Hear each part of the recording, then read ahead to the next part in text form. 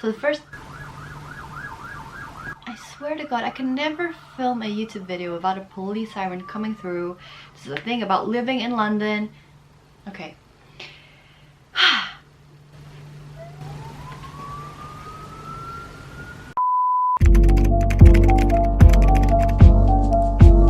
Hello everyone, welcome back to my channel. If you're new here, my name is Clouds and very nice to meet you. So yeah, it's been a while since I filmed a video. I feel like the last one was maybe like 2 months ago or 3 months ago. I don't even know at this point, but essentially I know it sounds like an excuse, but I've genuinely been very busy with work. And of course, like, my content is a lot about what my life is like as a consultant, and part of that is just working long hours or like working very hard sometimes, which means that I don't always get a lot of time to allocate to my YouTube channel, which I know I've been neglecting. But at the same time, I have been filming more TikToks and stuff. So if you do feel like you miss my face, then go on to TikTok, because that's where I usually post content when I'm not posting content on YouTube. So let's get into today's video. So today we're going to be talking about how to prepare for the 2023 grad and internship applications that are coming up. So this applies to you if you are a penultimate year student looking to do an internship in the summer next year, and it also applies to you if you're last year or final year student and you're applying for grad jobs for next year to start in September. Now in this video, I will only be covering investment banking and consulting internships and grad schemes, and that's because I'm obviously a consultant. I understand the industry very well. I went through the application process, and I was also an investment banking recruiter. So yeah, those are the two industries that I'm most familiar with. I will be covering two main topics in this video. The first thing I'll be covering is timelines, because those are very fast approaching. And the second thing I'll be covering is how to upskill yourself, how to prepare for these interviews, and how to make sure that you are as ready as you can be. So for timelines, usually for both consulting and investment banking, you have to start applying the year before. Usually like November is where you want to be quite ready for. So you can send in your applications and then you start hearing back in December whether you can start your interviews, video assessments, etc., assessment centers. Now let's just cover company by company what the timelines and deadlines are. And I'll start with investment banking because I do think that those are sooner. Didn't have the time to memorize all these deadlines, alright? So I'm gonna read them off the screen. But essentially for investment banking, bold bracket applications, I'll start with summer internships. Goldman Sachs, application deadline 20th of November. I'll try to upload this video as soon as possible because I'm like, oh, does that give me enough time to edit? But it does. Okay, I'll try to really make sure I upload this video soon. Credit Suisse Private Fund Group summer internship program. Application deadline not stated.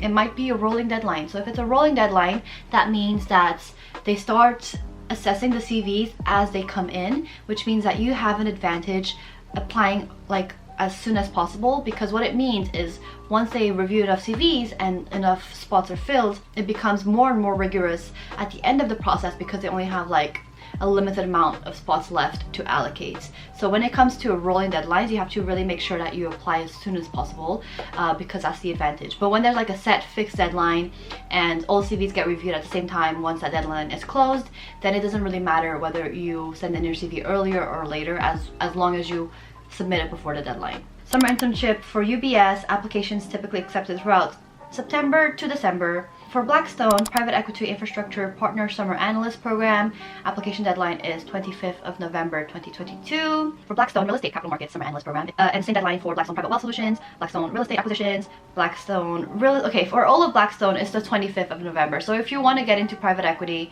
that's your, your deadline. And then JP Morgan Corporate and Investment Banking, 27th of November. Now going into some of the mid-market companies, we have investment banking at Nomura. Summer internship applications will open in autumn. Now let's go to some of the boutique investment banks. So for Rothschild & Co, application deadline is 30th of December, and this is for their private equity internship. Okay, so now let's move on to some graduate applications. Some of these have already closed in early of November, but don't lose hope. Don't lose hope because most of these haven't closed yet. You have enough time. Let's just like get started. So for the 11th of November, the application deadlines, you have BlackRock for the analyst program, BNP Paribas for investment reporting and performance training, BNP Paribas for market and financial services. 20th of November, Goldman Sachs new analyst 2023. It also is a deadline for MUFG. Is that how you pronounce it? I know it's the Japanese investment bank. I call it MUFG. The analyst program closes on the 20th of November. Then in the 21st of November, Bailey Gifford, which I've actually never heard of, but it's an investment research program for 2023. 27th of November, that's when the JP Morgan graduate schemes close and when Fidelity graduate schemes close as well. Then you have 30th of November, which is your deadline for UBS. And then there are a lot of rolling deadlines. So BlackRock, BNP Paribas, BNY Mellon, Citadel, Credit Suisse, Deutsche Bank, Financial Conduct Authority, so FCA, Invesco, Jane Street, JP Morgan. The JP Morgan one, by the way, is only for risk model review associates, so it's not actually for the investment banking department. For the main deadlines, make sure you take note of the ones I mentioned before, and definitely put this all in a spreadsheet. As I mentioned, it's important to keep track. Alright, now let's move on to consulting application deadlines. Let's start with, as before, internships. Now for consulting, this includes a mix of strategy consulting deadlines, management consulting deadlines, and also like just strategy deadlines, because I know that when I was applying for consulting, especially like companies like MBB, Strategy and Monitor, EYP, I was mainly applying for strategic positions, and rather than looking for other consultancies that perhaps were not strategic, I was also applying to like strategy positions at tech groups or other kinds of companies. So I will try to cover, like given the information that I have, companies that are consultancies and also strategy positions in other companies that are not consultancies. So key dates for internships. PayPal, the commercial strategy and business analysts internship closes on the 13th of November. FTI Consulting, their internships close on the 18th of November. Then we have Adobe, who has a professional services consulting internship, and that closes on the 20th of November. Then Sky has a strategy summer internship, which closes on the 2nd of January in 2023. Then HSBC has a strategy and transformation summer internship in 6th of January 2023. Deloitte has their consulting summer internships closing on the 8th of January. And OCNC strategy consulting internship also closes on the 8th of January. Oliver Wyman summer internship closes on the 11th of January. Now let's move into graduate schemes. A.T. Kearney and OCNC, their deadline is 6th of November. So if you're applying for next year job for Kearney and OCNC, that is the 6th. Also, A.T. Kearney is not called A.T. Kearney anymore, it's called Kearney. So if you're applying, make sure you know that. FTI Consulting, 18th of November. WSP, 25th of November. HSBC for their strategy program, 6th of January. Deloitte, 8th of January for their business and financial advisory graduate schemes. For rolling deadlines for consulting, we have our MBB, so McKinsey, Bain, and BCG. We have Capgemini. We have Alex Partners, Arthur D. Little, CIL Management Consultants, Elixir, IBM, KPMG, Oliver Wyman, Newton Europe, to PA Consulting, PwC. Alright, so now that we have an overview of timelines, I will leave a link below to the Bright Network website, which outlines the application deadlines for investment banking and consulting, and they also have, you know, direct application links in there as well. So I'll link that below. But let's talk about now how to prepare for these applications, because they're coming up so soon. How to make sure that when that deadline hits, you're able to send through a CV and a cover letter that you're very confident in, and that will maximize the chances of you hearing back from your, employer or potential employer. Oh my god, I didn't realize my lo-fi has gone. So when it comes to upskilling yourself, you want to make sure that your CV is as good as it can be. Make sure that, all the housekeeping and hygiene factors are ticked off. Like, obviously add in every single work experience that you have which is relevant. Make sure you add in your languages there. Add in any courses that are relevant that you're currently doing. Even if your course is not specific to investment banking or consulting, there are always transferable skills from those courses. So if you're doing anything analytical, if you're doing anything that requires a lot of critical thinking, if you're doing anything that requires a lot of decision making, make sure that you outline those courses in relevant modules in your CV. And then the last thing that is so imperative in your CV is to make sure you outline all the skills that you have and you can bring to the table. And this is where Financial Edge comes in. Thank you very much, Financial Edge, for sponsoring this portion of the video.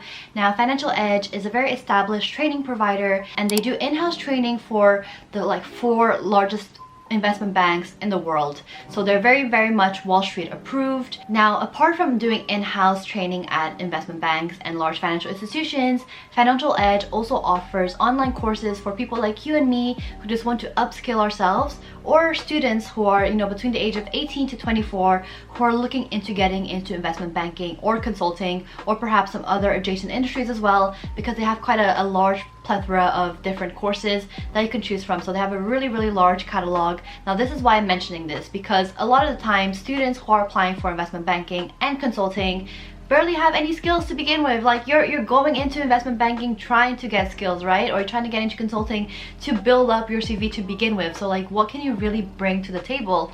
It's really hard to add things onto your CV when you've barely had any work experience. Now, this is where companies like Financial Edge can really help, because you can do online courses, and once you complete an online course, you can actually use the certification that you get from Financial Edge on your CV. And that's a really great way to start adding more things into your CV as a student who perhaps didn't have a huge amount of work. Now, this tells your employer two main things when they see your CV and they see that you already have, you know, skills in these specific technical segments. It tells them that you already know how to do the job, so they don't have to teach it to you, so you're going to be a more, I guess, efficient person to work with.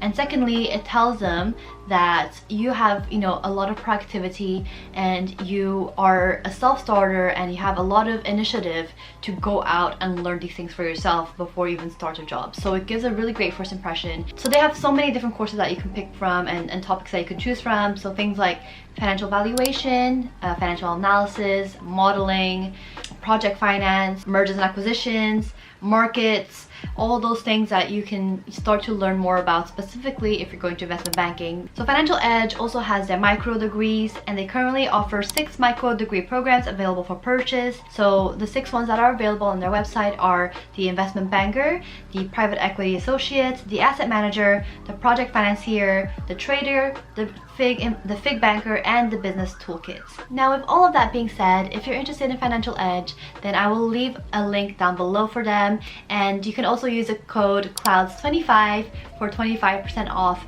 your online course. So once you're happy with how your CV looks, and if you guys want a whole video on how to actually individually amend your bullet points and your phrases, I have a video on, you know, CV 101. Definitely go watch it. It's really helpful. Let's talk about how you can tweak other aspects to fully maximize your chances of getting in, and your chances of your CV not getting returned with like, "We apologize" or "We regret to inform you." Okay, so once you have a good CV, you're going to go into LinkedIn and you're going to try to connect with people who work at the company that you're applying for. This doesn't have to be just for LinkedIn. Usually universities have recruiting fairs, banking, consulting fairs, where you're able to talk to people who are from the company that you want to apply for, and make sure you leave a good impression. And you're not going to go in there and be like, "Okay, I want to apply for your company, can you refer me?" Like, you have to, like, there's a way to do it, and you want to come across as friendly, personable, someone that they would like to work with, and someone that they would like to be friends with in general. And once you leave a friendly impression,